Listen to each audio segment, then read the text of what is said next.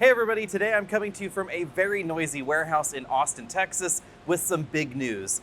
This is the 2024 Lexus TX, the biggest SUV that Lexus has ever built. But not interestingly the most expensive, because the GX and the LX will likely be more expensive. And yes, they are continuing. We're getting an all-new GX if you haven't seen that video. Because with the new 2024 TX, Lexus is going to have the most unique line of SUVs and crossover SUVs in America, with the GX and the LX on the bigger body-on-frame side, the TX being the biggest of them all, and then slotting in smaller than this, we have the RX, the NX, and of course the UX. But let's take a look at this newest and roomiest model in the lineup. The 2024 TX is arguably Lexus's first entry in the luxury three-row crossover segment. Yes, they've had the GX and the LX before, but they were pretty expensive. This is going to compete very directly with the Acura MDX. The MDX is currently the best-selling three-row vehicle in this particular segment. Lexus sort of tried with the last generation RXL, but its tiny third row is not what we find in the TX. This is going to have the biggest and most accommodating third row in the segment. I wouldn't be surprised if this ultimately took over the sales crown from the MDX because of its interior practicality.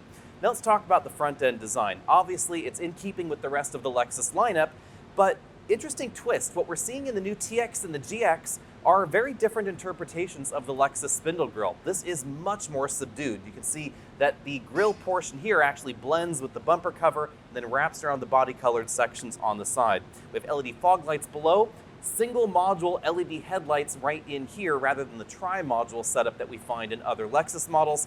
In case you're wondering, yes, this is a close relative to the new Toyota Grand Highlander, so it should give you some idea of scale in the lineup.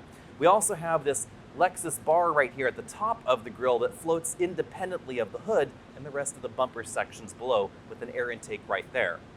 The reason I mentioned the Grand Highlander is because the TX shares a great deal of its structure with that new Toyota model, and that should give you some indication as to the size of the interior, because Lexus has not given us complete details yet, as often happens at launch events like this. So final third row legroom and headroom figures, second row legroom and headroom, we don't know all those specifications just yet, but this is probably going to be right up there with the largest three-row crossovers in America, period, not to mention the luxury segment. So my expectation is we're going to get at least 6 inches more legroom than we find in the Acura MDX, which again, this is definitely very targeted at. We also don't know pricing. It's probably going to be over $50,000 because the MDX starts at $49,800 and the Lexus RX just under $48,000. So definitely expect the base versions of this to be in that $50,000 neighborhood. And it makes sense because it is one of the largest vehicles available. And that makes sense because this is one of the largest entries in the segment at 203.5 inches long.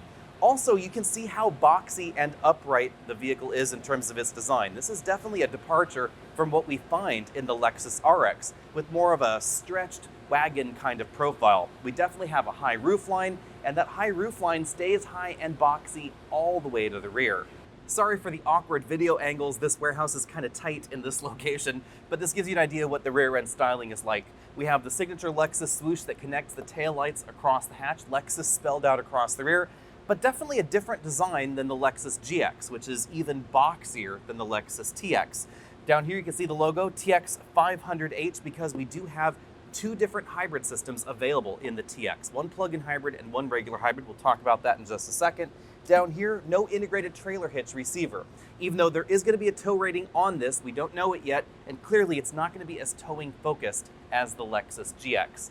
Back here we have a pretty typical power hatch with a really big, wide cargo opening. This is going to have over 20 cubic feet of cargo space, so about 25% more cargo room than we find in an Acura MDX. It's a pretty significant difference.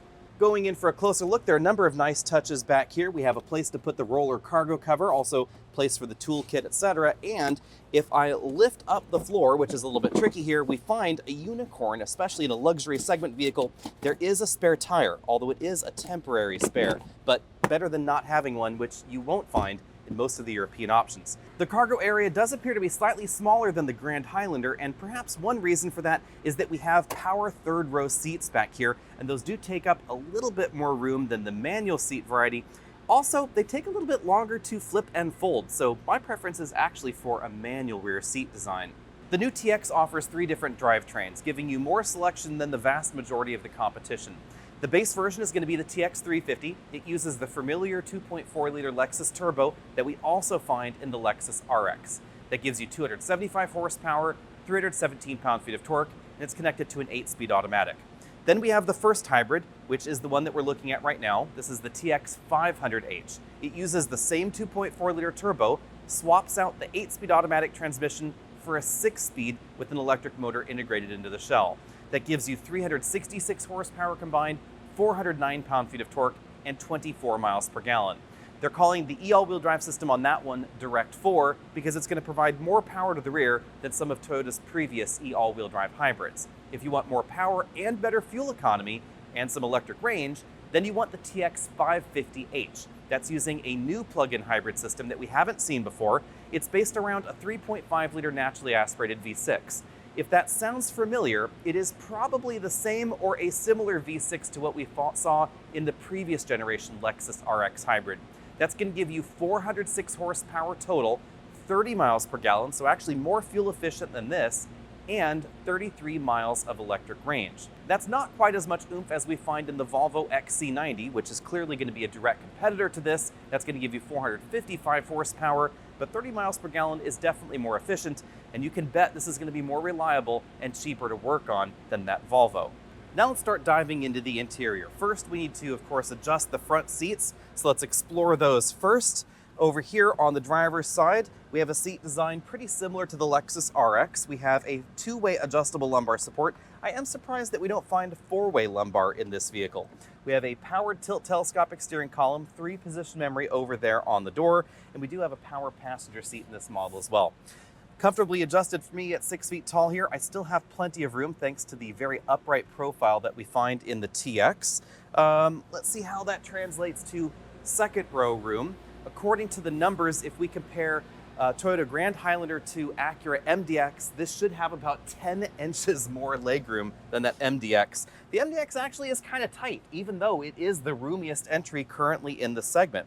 Back here, I have maybe about 5 inches of legroom left. Definitely lots and lots of room here. We have a nearly flat floor. If I scoot over to this side, you can see that there is a little bit of a hump, but certainly less pronounced than we find in some.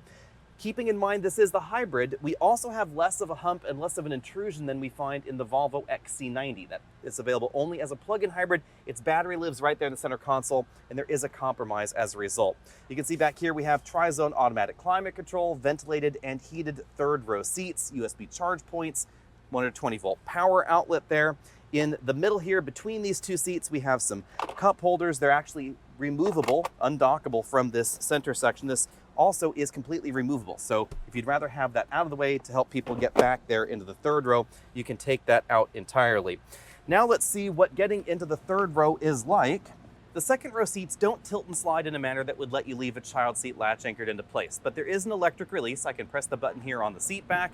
They will tilt and slide forward automatically like that. That certainly makes getting back there in the the third row a little bit easier. But you can also slide these really far forward till the seat actually touches the front seat back. And that means that if you did have a child seat anchored into place, you could get back here into the third row as long as you were a little bit mobile without too much of a problem. And that certainly makes this more practical than that Acura MDX. Let's go ahead and flop this other side forward so you can see what's going on back here in the third row. Lots and lots of room back here. Headroom is very generous. It feels pretty equal to the Grand Highlander. And what's interesting about that as well is the seat bottom cushion. You'll notice it's not slammed all the way to the floor. That means that versus an Acura MDX where your feet are practically in your chest, or your knees are in your chest rather, this appears to be a lot more comfortable for adults. It is a 2-person third row back here though. You'll notice just 2 seats. So we don't find an 8-passenger version of the TX. I'm a little bit disappointed by that because this model is 6-passenger. Such a big vehicle, no 8th seat. I think that is a bit of a misstep. But again, if I slide this seat back, you can see it's not all the way back in its tracks, but there's a reasonable amount of room. I will go ahead and slide it all the way back so you can see what that looks like if I can. Maybe I can do that with this button here. Yep, I can. There we go. All the way back in its tracks. Whoop. Oh, and a little bit more reclined than I had planned, but that's definitely a good indication of the room we have back here. My knees are just now touching the seat, but you can see that seat is definitely fairly reclined. lots and lots of room back here in the third row. And because we have the power folding third row seats, we also have power reclining third row seats, which is kind of an interesting and unusual twist. There will be F-Sport trims. This is one of them. So we have the F-Sport logo embossed on the front seat headrest. We have height adjustable shoulder belts and height adjustable head restraints for the driver and front passenger. A combination of colors and materials going on for the front seats. We have sort of a suede-like fabric right over here on the side bolster, charcoal leather outside that, and then this ivory leather on the inside of that. Lots of soft touch materials going on the front doors, but not a lot of wood, at least not in this F-Sport trim that we have here. So lots of soft touch materials in the swoops around the doors, harder plastics as you'd expect down there at the bottom of the door. Remember that this is much more of an MDX competitor than an X7 or GLS competitor. So the price tag of this is likely going to be lower than the German options.